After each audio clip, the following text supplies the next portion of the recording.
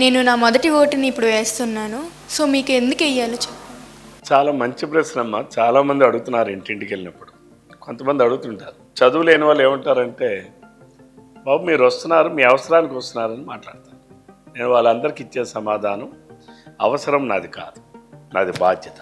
ఒక పార్టీ అభ్యర్థిగా నేను నిలబడేటప్పుడు ప్రజలకి వెళ్ళి ఓటుని అభ్యర్థించడం అనేది నా బాధ్యత. It is not my need, it is my responsibility.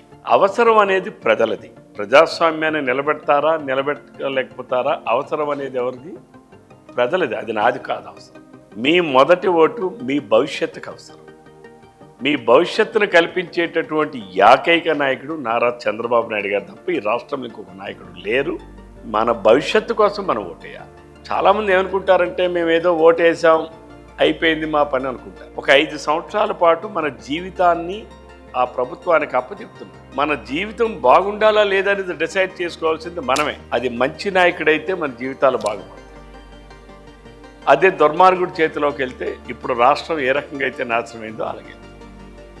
కాబట్టి నాకే ఎందుకు వెయ్యాలనే కన్నా నాకు వేస్తున్నారని కాదు, మీ భవిష్యత్తు కోసం మీరు ఓటేస్తున్నారు.